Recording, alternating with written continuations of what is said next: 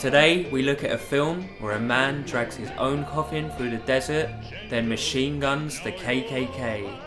This is Django.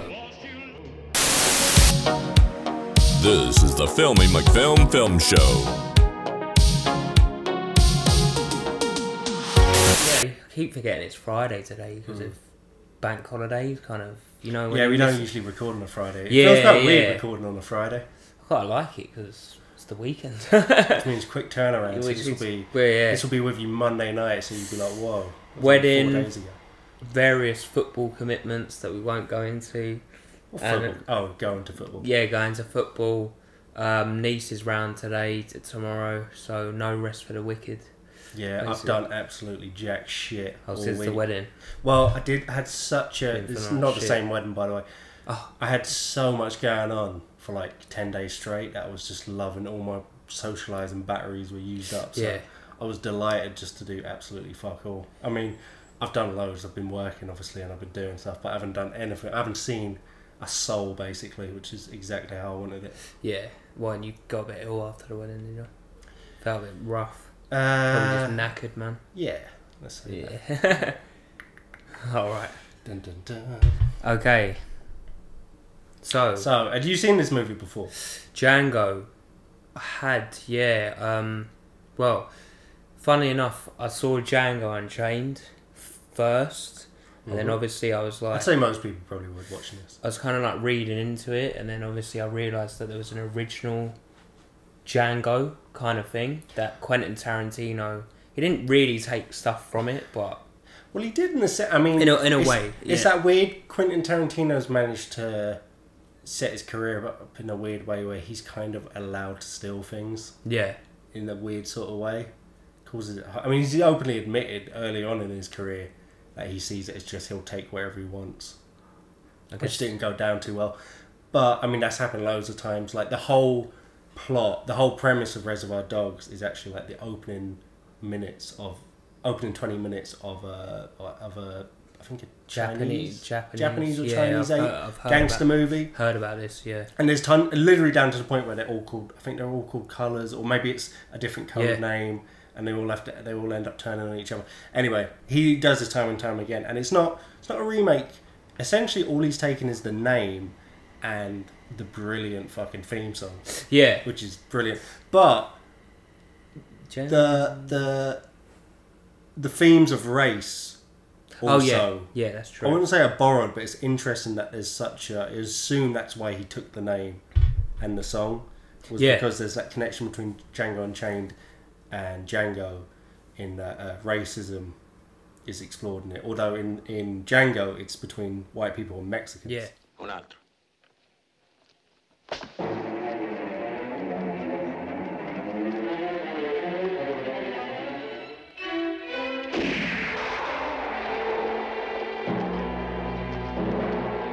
Yeah. Yeah, like, totally kind of different plots, but not different. It's kind of hard to explain. You have to watch both films.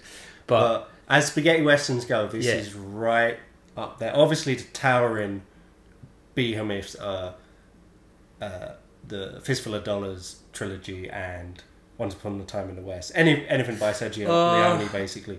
But this sits right in that bracket, just below those movies. I would put in there, though, not the towering bracket, but one of my other favourite westerns, which this kind of reminded me a lot, especially with the machine gun. The Wild Bunch. Yeah, I fucking love that film. Like, that's not a spaghetti western, though. Yeah, that's true. It's not at all. It's not. But I'm talking about like the Wild Bunch is like in that top kind of westerns in general, without doubt. Yeah, I guess it is a spaghetti. Yeah. Sam Peckinpah, like, I'd love to. I'll happily review his entire career. Like, I love Sam Peckinpah movies, but in terms of spaghetti westerns, this is, in a lot of ways, not the best. But for me, it's kind of, if you're trying to explain to someone, kind of like what is fun about a spaghetti western, it's nearly the perfect movie for that. Yeah, because what's more spaghetti western than your lead character dragging around his own coffin? Yeah. Like, it's so stupid. It all centres around... Every character in this world is either a crazy gun-wielding murderer. If you're a woman, you're a prostitute. Yeah. Like I Basically. want to know how the economy works in this universe, because no one seems to, unless you're Have a normal job. yeah, occasionally you might be a bartender. Yeah. But basically everyone's just either, your job description seems to be murderer Yeah. or prostitute. To be fair, you're right. I didn't see one woman who like was just normal. They were all prostitutes. But other than Nathaniel, the owner of the brothel, who works behind the bar most of it, who else does anything? No one exists. No, I think they just go maybe you'll be in the army. That's it. Yeah, and I think they just go around. Yeah, you're either in the army or you're just a bandit that just steals shit. So the premise of the movie, like we started off there, was you have Django, the main character, and he drags around his own coffin, and he has this whole backstory where his true love was killed by the evil Major Jackson, who's basically he's an old Southern soldier because all of this is happening after the Civil War, shortly after, so there's obviously a lot of tension still. And Django fought for the North, he's down in the South, and Major Jackson obviously isn't going to like him for a lot of reasons, but we find out later that Major Jackson also killed his former lover. Yeah, former lover, yeah. And it opens with Django coming across a bunch of Mexican bandits whipping Maria, who's this mixed race prostitute. She's half white, half Mexican. Yeah. And that becomes, she's kind of like metaphorically used as to explore how race is an issue in the movie, and how it's such a dividing line between all the characters, except for a few characters like Nathaniel, the guy who owns the brothel, seems like he's not bothered about race. No, clearly Django isn't bothered about race. I got the feeling as well. Will you get I guess he wasn't, but I thought early on that maybe Django was mixed race as well. Yeah, I thought that because he had quite dark kind of complexion. Yeah, darker than just like a tan. I'm assuming that's because he's actually probably Spanish or something, or Italian, because it's a spaghetti western. But I got the feeling, but he's only ever referred to Gringo, and it never comes up. So yeah, he is referred Gringo, to the American. So I guess he's not. Yeah. But yeah, so he is.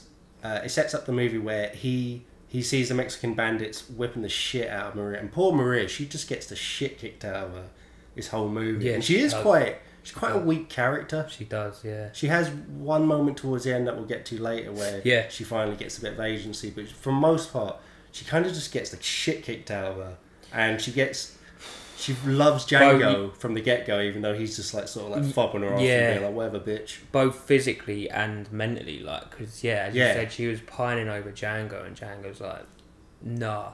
And there's even one point in it where the colonel kind of pushes Maria onto... Hugo the Mexican, pushes Maria to him. And he even says, no, I want that one. And we'll start laughing. We'll get to why he does that later. Yeah, but still, poor Maria. Oh, yeah. Well, she doesn't know why he's done it at that point, so she's like, what the fuck? Basically, all these whores love Django, by the way, because there's one scene in it where, one of the whores is talking to Maria, oh, Django's going to get killed by all these people. And then the other prostitute goes, oh, such a shame, so good looking. Yeah. And they're just doing their stuff. Maria's getting bashed up by the Mexicans, and you seem to get the idea that they're saying oh, you shouldn't have tried to run away, and then you hear what sounds like one shot, and then all the Mexicans drop dead. And for a second I thought that's some bad sound engineering, because I assumed it was going to be because Django's watching this go down, and I assumed it was going to be the classic, it cuts to Django's pistol smoking and he shot them all at once, but it actually cuts to a bunch of the Major Jackson's men who don red hoods, which is kind of like a clear parallel with the KKK. And you see they've all obviously fired their rifles all at once. So they go down, and then you're thinking, okay, Maria's saved, which they're actually going to hook her up to a fucking cross and burn her to death. Yeah, because they see her as a race traitor. She's half. Yeah, she's half, and also they see her as a race trainer running off with the Mexicans. Where didn't seem like she ran off. It seemed like she was abducted. You're just sitting there I think Maria's spoke 3 lines of dialogue or something. She hasn't actually said anything. She doesn't say a word until she's about half an hour into the movie. And then you're like, oh yes, they've saved her. And then they're like, oh, we're going to do much worse than whipping you. And you're like, oh, this poor woman can't catch a break, man. So that's when Django goes all spaghetti western and he does. He comes down. He shoots them all dead. And this is when you first proper conversation you hear between Django and another character. And I love, like, a lot of the voice acting in this movie and the dubbing is actually done really well. Hugo, I thought, was done really well. Nathaniel was done really well. Yeah.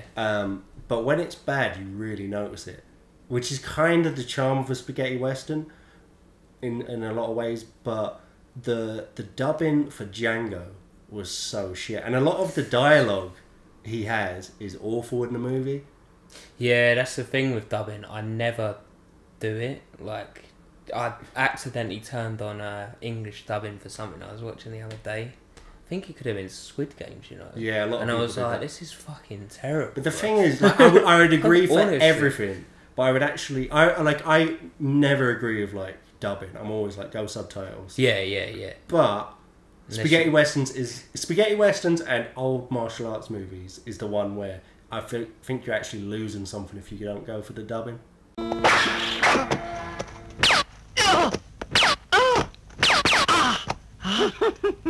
You have been wounded by a poisonous dart. Oh, well, old martial arts movies. It's like, you want to fish, man? When they're like, their mouths move for like 10 seconds and then they start speaking. And then he goes like, shh. That's part of the fun.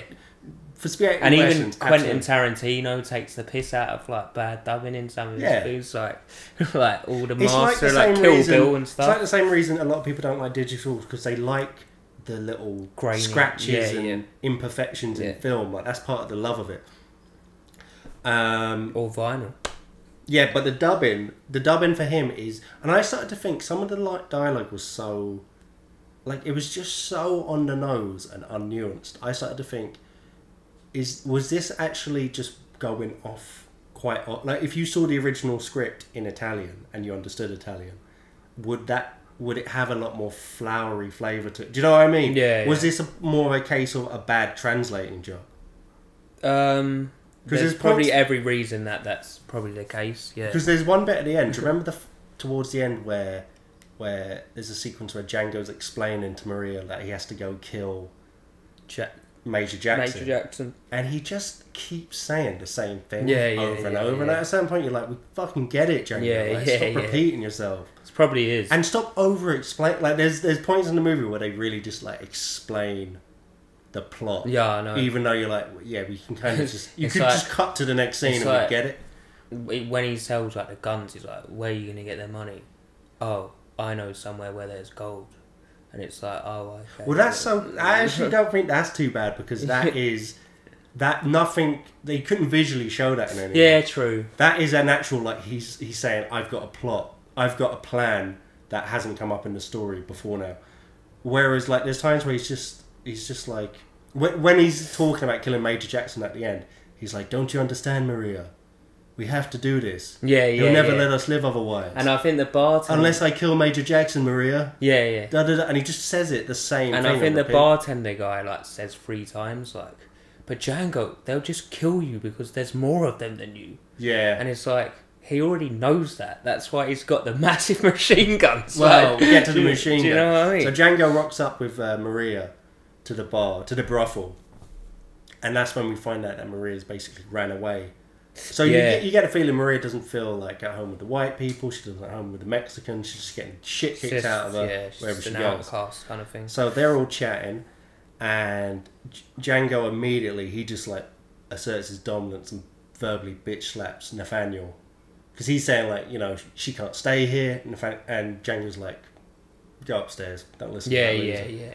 And then he's like saying, okay, but she's got to go in the morning. And he's like, whatever, I'm going to eat. Give me some food. And he's just chewing his food. And Jonathan, one of the henchmen of Major Jackson, strolls into the bar. And he gets bitch slapped by Django as well. Yeah, he does. And that's when we first meet Major Jackson. And he comes in with a bunch of his men. And what I like about Django in this as well is he's quite dirty. Like, he's tricking people, obviously, with devious plans and backstabbing people, but he also fights pretty dirty. Yeah, like, he does. He's completely saying, like, playing like the pussy, like, oh no, I don't want no trouble. Yeah, and then shoots them all.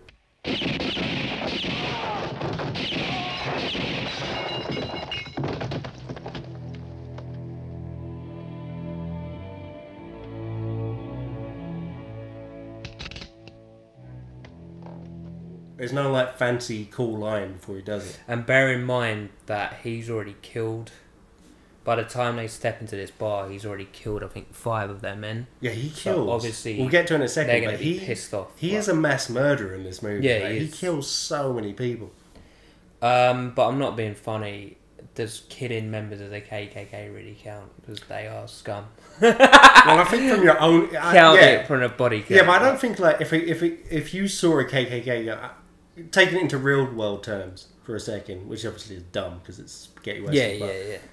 If you saw a member of the KKK, you wouldn't be like, well, I can murder him and not feel anything after Yeah, this. that's true. You're still killing someone. But you got to remember that Django's just come from a civil war, so he's probably seen bare shit and killed loads of men. I don't think Django gives a fuck. So it's become like they always say that about people that have been to war. Like they go, it's like for a normal person doing it, but for them it's just like nothing because they've done it so many times. It is interesting because you do wonder. It's surely you think of like how we've evolved. Yeah, you'd imagine in tribes and stuff like killing other people must come up quite a lot, or maybe I'm wrong there. Well, I was thinking this the other day. Like, remember, like years ago, like before shops and everything. Obviously, everyone used to go out and catch their own food. But so you're talking about hunter-gatherer. No. But if you put a chicken in front of me, I couldn't just cut its throat. Do you know what I mean? Do you know what? I really think I could. I couldn't do it. I think the first 2, I'd be a bit like, oh. It'd be like James Gandolfini in True Romance, where he's like, I threw up in the first couple, now I just... Now I can't wait to see their expression change. You wouldn't give a fuck after a point, or maybe I'm just a psycho. But anyway, speaking of psycho, back to the movie. Yeah, going back to your point, Django is a bit of a psycho as well. Like he's a don as well. He comes in, every scenario, he's smarter than everyone, he's harder than everyone, he's a better shot than everyone. And all the women fancy him. True. He goes upstairs after battering Major Jackson. They're all worried. He actually lets Major Jackson live. Yeah, he does. Which comes up a lot, because Major Jackson, as much as he's a cool villain in this, he loses every encounter. There was he spends a whole movie him and his men getting the shit kicked out. Yeah, he does. There was one scrap later on where the guy gave him a good run for his money.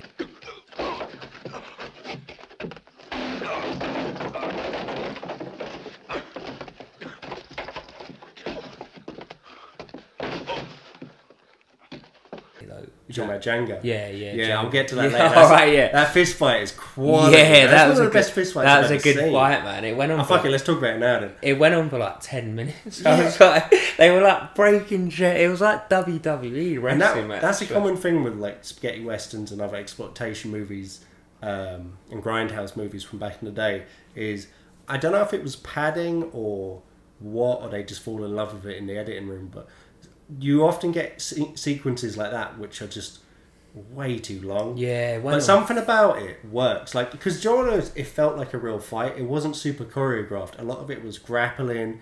A lot of it was messy. Yeah.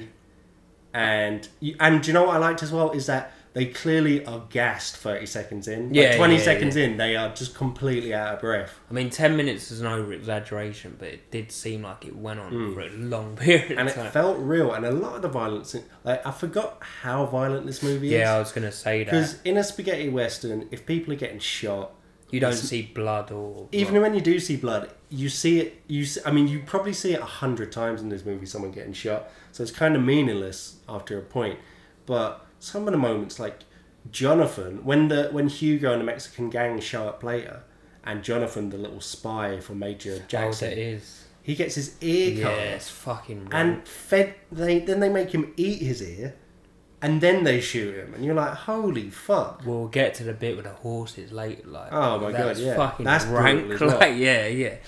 So Major Jackson leaves, and he tells him, it's a bit like Dead Man's Shoes. He basically says, "You get all your men and come back here, and then it will be a fair fight." Yeah. So everyone's like, what the fuck? But all the prostitutes are a bit like...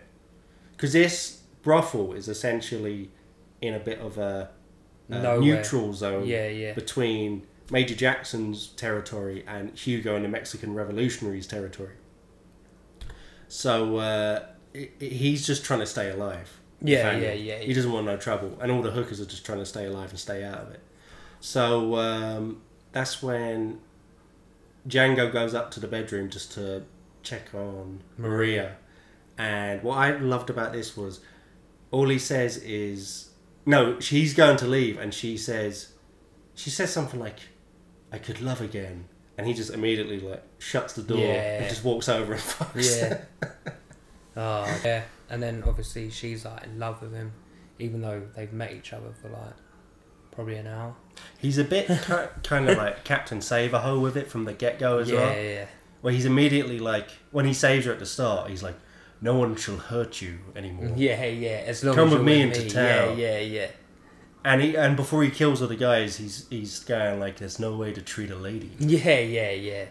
But then he proceeds to be a scumbag to her. Yeah, I do. Yeah. I would love to see like if he'd been dubbed by a better voice actor, because his lines are cool. Like Django is cool as shit in this movie, and his dialogue, all his moments are cool. He's always outsmarting everyone else. There must be a way to watch it in like the original language. There is, but I don't want to watch it in the original language. Yeah, true. I just like, I'm complaining it's a bad dub, but I'm not complaining about it being dubbed. Yeah, true. Like for me, it's sacrilegious to watch a spaghetti western not dubbed. Yeah, I get you. So anyway, where's the plot go from there? So this is when they... This is when all the racists come to town. It's when all the racists come to town, but before that they get the gold, don't they? No. Oh no, you're right. It's when he kills them all with a machine gun. Yeah, that comes way later. So basically, after that, Major Jackson's gone home with his tail between his legs. He gets all his men. He even says he's got 48 men left.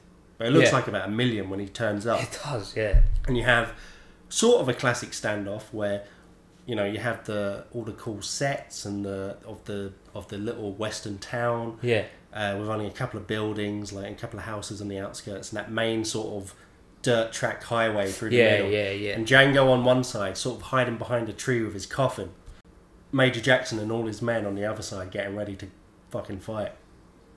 And you're thinking, how can this possibly go his way? Like, as much as you have a suspension of disbelief in movies like this, like how could it possibly go his way? It's like Fistful of Dollars, the rifle versus the pistol, and it's on like, steroids. And on steroids, and he's like, "I'll just shoot you," and then obviously he's got the metal armor, but this is 10. No, this is to the 10th degree. Yeah. You need to see it. And they've all showed up. They've all donned their red hoods. Cool looking bad guys as well. Like that red hood, obviously a nod to the KKK, but not a nod, not a shout out, but like influenced by reference. But it just looks very like, I've never really seen that before, like that look in other movies. No. But anyway, and finally we see what's inside his coffin, and it's a giant machine gun. It's a giant Gatling gun. Yeah. He just starts blapping people, and the next sequence is just 90 seconds of close-ups of people going, "Oh."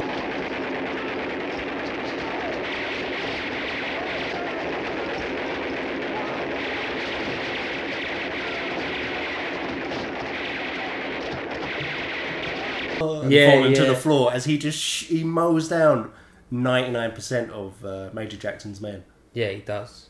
Which is shocking. Obliterates. How shocked were you the first time that happened? No, I was like, how's he going to do it? But I was like, well, no, I was shocked. I didn't realise they'd bring out a Gatling gun. Yeah, it was fucking nuts, man. But I thought, obviously, being the slimy little guy he is, Django would have a plan, otherwise he wouldn't have done it. But weren't expecting the automatic Gatling gun route. Absolutely fucks them up. So once again, Major Jackson just legs it with his... in fact, he lets him live again for some reason. I guess it's kind of like I saw the devil sort of. He wants to torture him a little bit. He doesn't want to kill them all at once. Yeah. But he shoots his horse, and Major Jackson's watched all his men die, and he falls off his horse, and he's like face down in mud and like drowning in it. And he really just gets usually a villain fucks over the hero and gets his comeuppance at the end. It was quite cathartic to actually just see a bad guy get the shit kicked out of him from the first minute all the way through it. So anyway, they run away, and at this point, Django just owns the town basically. Yeah. He's like, whatever. And up next is when Hugo and his lot show up into town. Yes. But before that, you have, like, this movie has everything, and even, I totally forgot, but somewhere shoehorned in the middle of it, you have a mud wrestling scene between two of the prostitutes for no real reason. Yeah, just to pad it out a little bit. Well, there's kind of, it's kind of in the plot, but it goes on. Again, it's one of those things where in another movie it'd be like a 7-second shot. Yeah. But in this, it just goes on and on and on. Django's just there, like, looking at it. It's just like... Well, saying nothing. Well, you would be, like, but still. Not stopping them, just letting them just get all muddy. So Hugo turns up, and that's... Did Hugo kind of... It seems like he knew Django already. Well, they did. They talked about the fact that they'd met in prison. Yeah, yeah. And Django had saved his life, supposedly. Yeah. He was like, kind I'll never forget that, gringo. Yeah, and I love... Like, for me, he stole the show. Yeah, he was and the best even character. Though he was actually not a villain as such. He was sort of a mini-villain. But he kind of is the bigger adversary in the movie. It's like Fistful of Dollars. Yeah, Tuco. He's very... And Blondie, Tuco. He's very reminiscent of Tuco. Yeah, yeah. But he's the only... He actually gets the better hand on Django a bunch of times, whereas Major Jackson's just always getting his ass kicked. And so basically Hugo comes into town and Django tells him about this plan he has, and he shows off his big machine gun. And Hugo and his Mexican bandits, they're basically revolutionaries, so he's got ambitions to take over all of Mexico. And I don't think money's definitely not his like main objective in life, like his power.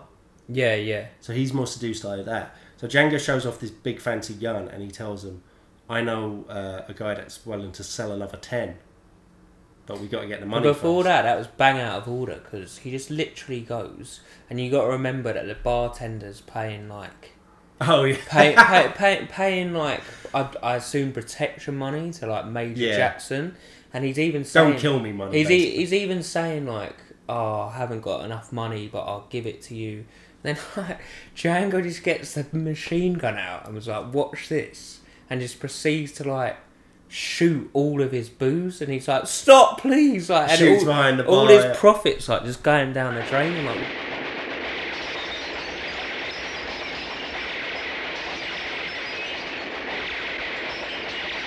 why don't you just go outside and do it?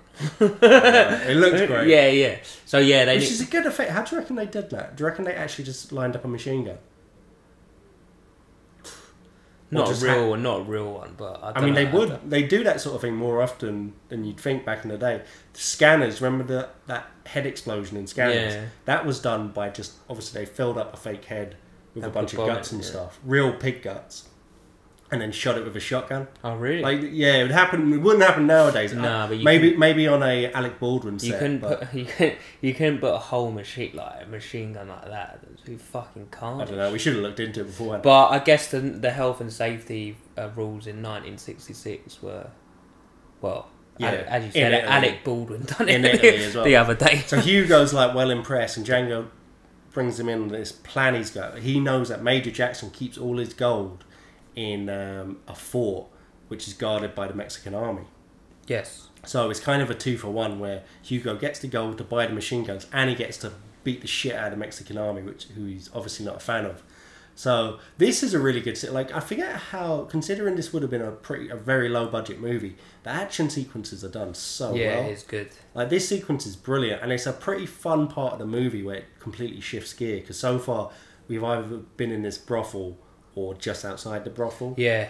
Now all of a sudden the whole world's expanded and we're going into this military fort, and they sneak in because Nathaniel once a week brings a bunch of prostitutes. No, a bunch of prostitutes to all the Mexican army officers. It's like a what proceeds to happen is kind of like a wooden horse, Trojan horse kind of situation. Yeah. So they sneak in, except instead of a big horse, it's a wagon full of prostitutes. Yeah. But they sneak in with the machine gun, and then they just start. Once again, it's a sequence of like 2 minutes of just Mexican army officers having really fake-looking blood blow out of their chest or arms or legs and falling to the floor. And they just machine gunned a lot of them. They run around. They killed a lot of them. Django, and once they're inside and they're causing chaos, all the other guys are jumping over the walls and getting inside. Yeah. And they get the gold. And then they... See, there's certain... Like, that action sequence was so well done. But then there's a sequence where... There's the chase afterwards, which is kind of doesn't go anywhere. Yeah. It's like 3 or 4 minutes to chase, and they just kind of... The guys pursuing them just stop. Yeah, because they can't cross a border. But I guess maybe they were trying to make the point that the territories stop at a very certain point, and that's because that comes back later when Hugo and his men get killed. Yeah. So I guess maybe that they were trying to drill that point home. Anyway, Hugo. So just get. What are you doing? We can't cross the border. Yeah, and it's Major Jackson's pissed. Yeah. Because again, Major Jackson just got fucked over. Again. He's just getting battered by Django every step of the way in this movie. So Hugo and the boys and Django get back, and Django's immediately like, "All right, dish up my money. I'm going to get out of here." And Hugo's been a dick. And he's saying like, don't worry. No, about Django it. wants the gold, innit? That's what I'm saying. Oh yeah, dish out the money. Yeah. Because they steal a bunch of cash as well. Well, that's completely what they... That was the whole point. Oh yeah, sorry. Good point. What are you talking about? Good point. Yeah, so they're dillying up the money. But they basically... Hugo is sort of saying, don't worry, we'll do it tomorrow. Yeah. And then he's saying, do you know what? I want to use this money to try and fund a takeover of Mexico. Yeah. But I'll pay you double after that. Blah, blah, blah, and all this. So Django's not liking this. So he's like, do you know what? I've got a plan. Yeah. Hugo chucks Maria at him. This is what we were saying earlier, where Maria again gets dicked over. And again, this is what I liked in this is Django was always so clever how he did things. He always had like a trick up his sleeve or a plan. Like he brings up a Mexican prostitute with him, and he tells her undress by the window. And so they're all looking at him. Yeah, so all the Mexican guards are sort of looking like, whoa, like check her out. Yeah. And they're all like getting round and getting excited. And Django sneaks out the side with his coffin. Which I don't really get as well. I don't know how he's manoeuvring this coffin around like through windows and doors. I know. He's just carrying it on a rope. Like. But he does anyway. He does. He sneaks in. He takes his giant machine gun out of the coffin and fills it with gold. And then he sets it up as like a booby trap so that the machine gun's facing the doorway. And he sets it going so that he escapes with the gold out the back. Yeah.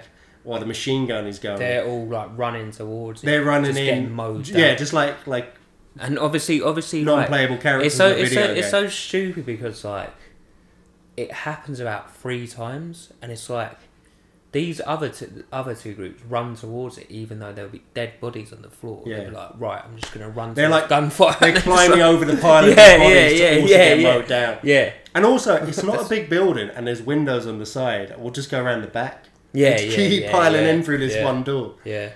So Django's about to escape, and this is what I was talking about earlier, where Maria finally gets a scene where she does something, where she affects it, and she's not just a ragdoll getting thrown about. Where she shows up, she has Django at gunpoint. She's like, "You're taking me with you," and he's like, "All right, get in."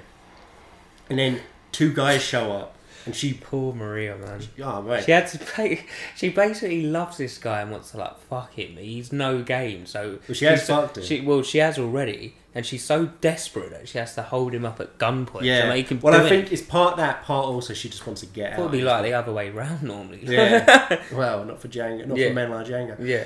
So, and then she actually kills 2 soldiers. So she finally got a bit of... She's taking matters into her own hands a little bit. Because Django's like loading up the coffin, so he's... And then she like saved his life. And then, so they escape, and Django comes back to the bridge with Maria, where they met... Bunch of quicksand. Where they met in the opening sequence. And Maria... Something happens when Maria's gun accidentally goes off, and the horse bolts, and the coffin slips away and sinks into the quicksand. Yeah. And Django nearly drowns trying to capture it. And she was just before it trying to convince him, like, leave the gold. Like, only bad will come if you keep that gold. Let's just run away together. And he was nearly sort of going keep for the it. gold, man. Yeah, let's run away together and keep the gold. I didn't Like, really get that. Symbolically, you I'm knew not, where I'm it not was being, going. I'm not being funny. Like he made a whole elaborate trap to get the gold, and he also dragged the coffin. He's also just met you. Like we might not like each other in 2 weeks. So like, why would I just be like, right? I just made a booby trap, and it's taken an enormous amount of thought just to like leave it on the ground. Like. Also, when they're starting their new life out, she'll be like, yeah, she'll be like, well, Django, we could have done a lot with that gold, right? Django, I'm hungry. Well, you fucking told me to leave the gold there, didn't you, Maria? So yeah, get back. So she rescues Django and then gets shot herself because Hugo and the lad show up. And we were talking about this earlier, where I guess they have some kind of code where you don't kill a thief, which I do like because he was an interesting villain where he was a good they were kind of like, you know, it was like a keep your enemies close and your friends close and your enemies closer sort of thing, where they weren't friends but they worked together, but they were always going to end up at loggerheads. Yeah. But he still doesn't kill him out of some sort of sense of loyalty. Also got to remember, Django saved his life. Yeah, twice. Which I think played. Yeah, oh yeah. Because we missed that in the fight. I just realised he starts on what's his name again?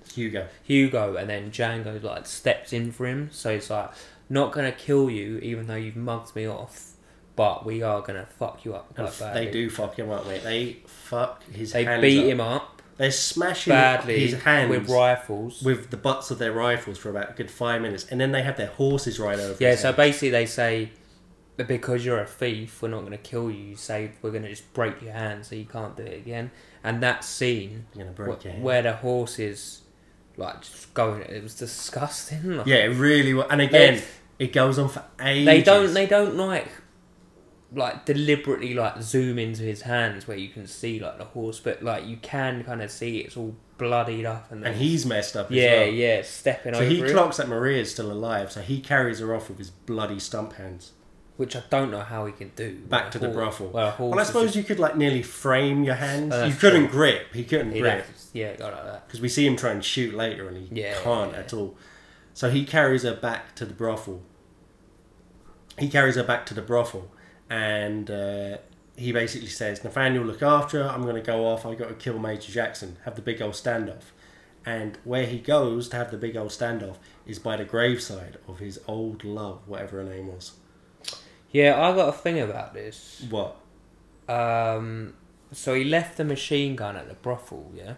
No, he left the machine gun at the site where the Mexican bandits were. Oh, so he can't go back and get it, basically? No, I wouldn't say so. Because I was thinking, like, you've used this machine gun the whole time, and then he lures them to the place. To be honest, he's just got like a little pistol. I would be disappointed. He just the machine gun and just go. Yeah, but I'd be disappointed if it resorted to the machine gun again. That's true. It is quite cowardly. Well, it is a bit cowardly because he's hiding behind a grave and like he just. Well, it's just uninventive at that point. Yeah, that's true. Like he served his purpose. It's a cool thing because you don't really see machine guns in westerns, but yeah, like if every major incident was resolved by him just machine gunning everyone, it'd be a bit like... He'd be like, this is a bit boring now. Like the more interesting bits for me are like when he uses the prostitute at the window undressing to distract everyone and sneak out. Yeah. Like when he's clever, and I enjoy those moments. To be fair, the original machine gun bit where he gets out of the coffin. Yeah, it's fucking great. Obviously, if the odds are against you, use the machine gun. I don't know what you're talking about, like honour and fighting. Yeah, and stuff, yeah. Fight as dirty as you can. True. I love that. True. So anyway, he turns up and with his bloody hands, he shoots all of Jackson's men, including Major Jackson. But how does Major Jackson know that he's going to be there? Because he's told by Nathaniel. Because he shows up. And and then he kills Nathaniel. You see Maria's face as she can hear Nathaniel getting shot, which I felt bad because Nathaniel. Yeah, he hadn't really done anything. In realistic terms, he's closer to what a real hero might be like in that situation because there's no real standing up to Major Jackson. Because even Nathaniel was like to Major Jackson, he won't be a threat. His hands are badly broken. And he just kills him for no reason. He's just pissed at this point, though. Yeah. And I think he would have killed him no matter what. As far as he's concerned, he hasn't seen all the scenes we've seen. He just knows, he just assumes they're all working together. Yeah, good point. Yeah. So anyway, and I was a bit disappointed in this final sequence where he just kind of shoots him.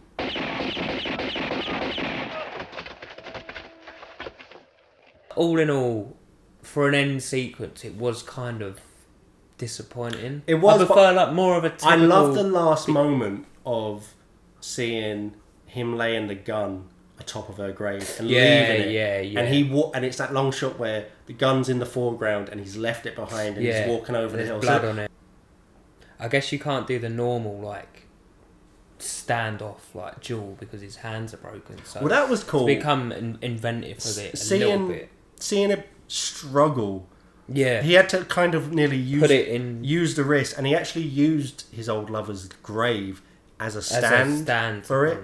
So that was pretty interesting. And seeing him, that's when you know Django's the ultimate badass, that he could actually kill them all still. There's no way that you could kill like 5 people like that. Oh. It's fucking impossible. if you're going to start playing that game, you have to stop the movie 5 minutes in. Yeah? None of it's possible. In real life, he just shoot and miss one and they just be like... You can stop it in the opening 10 seconds where it's like you can't drag a coffin with a giant machine gun in. Probably weighs like 500 pounds through the desert for more than like 5 minutes. In real life, like he'd just shoot and miss them by miles and they'd just be like...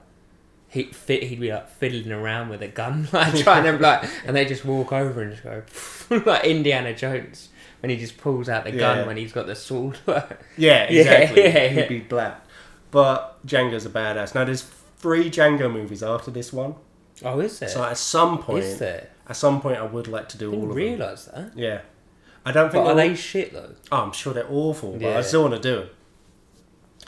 But and also I don't want to do a run of spaghetti western movies just because I don't like doing the same sort of movie in a row. But me and Phil, you wouldn't tell by the movies we've done so far, but we probably love spaghetti western movies more than any other genre. I would agree. I think spaghetti western. I want to go over all the ones we love and we've seen already, but I'm going to use this podcast as an opportunity just to watch the shit ones that I never would have watched as well. I want to watch all of them. I was thinking... I've never once seen a John Wayne western. Have you not? No.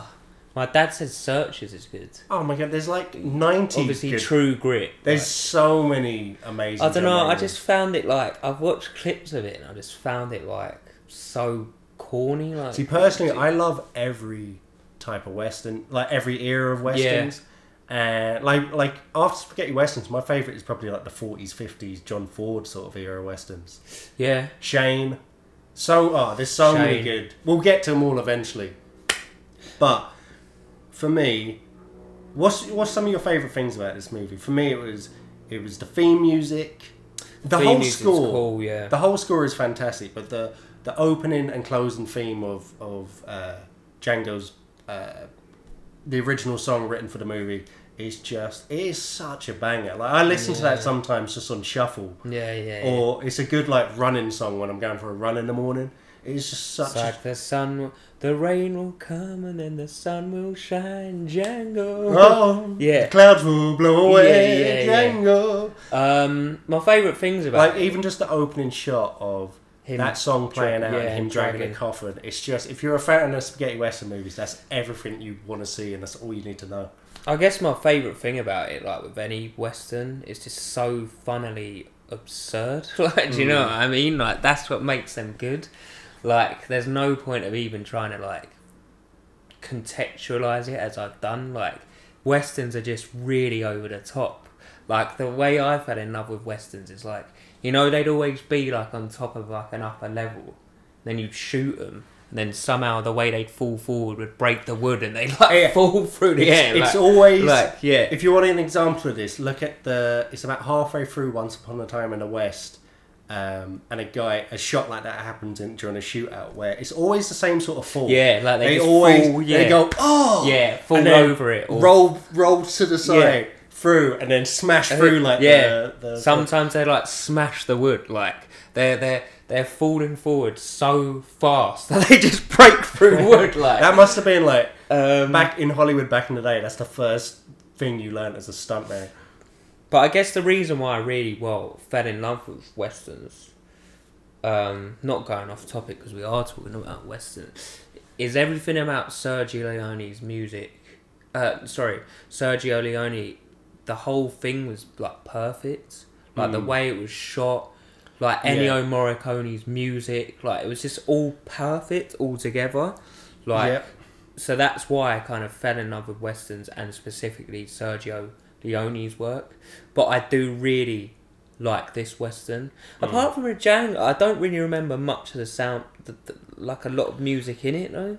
A lot of it's variations on the original song Oh, so instrumental. it's just like, okay, like, and then there's certain things that are used in like tense moments. There's like, I wouldn't say they're individual enough to or unique enough for you to be like, blown away. remember by that it. scene. Yeah, yeah. Like, there's no like, wow, the ecstasy of gold scene moment. Yeah, I get you. But when you're watching it, the music is perfect. No, to be fair, I guess obviously we're talking about the music of Ecstasy of Gold. That's an iconic scene anyway, like, because he's kind of like standing there with the noose around his neck, like. Yeah. But if you had any other piece of music over it. I would say that opening shot, as you said, when he's dragging the coffin. Yeah, well, 100%. That's quite an iconic. Oh yeah, 100%. shot, The original like, yeah. song is iconic. Yeah, without but doubt. Other than the soundtrack, it didn't really strike me that much. Yeah. But I guess I liked it because I like, apart from the exception of Maria, who was kind of pissing me off. She didn't really do. I liked her by the end. She reminded me a bit of the character from Once Upon a Time in the West. Like, what was her name again? Oh, Jill. Yeah. She kind of like didn't do much in the film, See, I know kind what of you're thing. going Like, for. I mean, in terms of looks and yeah, and the profile of character she played, a lot of similarities. Claudia Cardinale, by the way, is my all-time like. I Yeah, wish I she could go was back in fucking time fit. just She so I was could get rejected fit by in her. that, man. She's so gorgeous. But her character, I disagree. I feel like that's my favourite movie of all time, so we're obviously going to review that at some point. So I'll go into it more detail then. But I think she's actually a brilliant character, and her character is kind of like the point of her character, and it represents the emergence of women in the world, because that whole movie is about the end of the West, and that's all the Wild West and civilization finally coming to that side of the country. But anyway, yeah, they're building the railroads. I agree. Like, Jill's probably my least favorite. Maria, she just doesn't do anything. Like, well, she does by the end, but she is essentially a void person who's just there to be a reason for Django to do stuff sometimes. Yeah. But So it starts with her getting like whipped, which is symbolic, like a man whip, like a stronger whipping a woman. And then like the rest of the movie, she just like pines over Django, who doesn't return any of her affection, and even comes out into her face and says, "I don't love you. I still love someone who's dead." And then like I just feel like I think you're being a bit harsh there, though, because I actually feel like he does show affection to her. The times when he's being a dick is when he's having to deploy her plan, although she's not aware of that. And that moment where he tells her he's still in love with someone else, that's just being honest. Like, that's actually, like, what do you want him to be like? Yeah. But other than that, other than Maria, who I took a bit of a disliking to, I was invested in all the other ensemble cast, like the bartender. Hugo was cool as Hugo's my favourite character. He's great. General Jackson, I liked it. He was a good villain, and I liked the fact that nothing basically went his way this he whole just got time. the shit kicked out of him. And mostly, I just liked the film because loads of members of the KKK die. Yeah, it's true. But if you're gonna take a group of people that you want to see gunned down with machine guns, I think you've got a good one there to pick. Probably a pretty edgy, interesting Thing at the time. take. Like, not like, I'm sure you could get away with being anti-KKK in movies at the time, but just to have race be such a central part of the movie was interesting. But in places like probably like where the KKK in 1966 In the South, yeah. Alabama, like they probably hate it, and I think they deliberately went for the Red Hoods because they didn't want to do any of that white references. Probably that, but also I wasn't sure if it was that or perhaps they, you don't want to distract so much from. You don't like putting the KKK actually as the KKK in this movie might have been a bit of a distraction. Yeah, it would have been.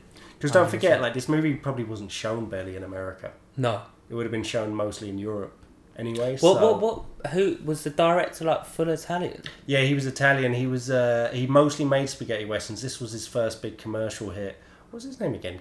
I can't remember his name for some. I- He made the big silence as well. Because I was wondering if he Great himself Silence. was like Mexican or something, and No. he just symbolically was like, I want to just fuck up the KKK on the screen. Kind No, of he was seeing Italian. stuff going on in America. No, he was Italian, Oh, okay. and I'm not sure what his political leanings would have been, but he obviously wasn't a big fan of racists. If this movie's Well, anything to go look, by. if he used to pick up a paper during that time, which I take it would have made news around the world, because obviously it did. Because you see like young black boys being lynched for making eye contact with a white woman. I don't You'd be like, To be fair, I don't think you would have needed to look that far. I think Italy would have had its own issues True, with racism true, yeah. then and now. Anyway, but I really liked it. As you said, I don't think this western's in the bracket of,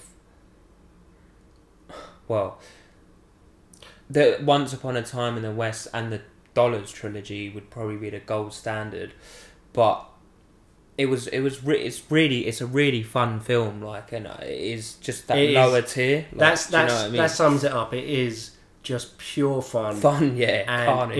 if you liked Fistful of Dollars or Good, Bad and the Ugly or any of Leone's western movies, then you will love this, and it's a great starting point to get into other spaghetti westerns and all the other great movies in the genre.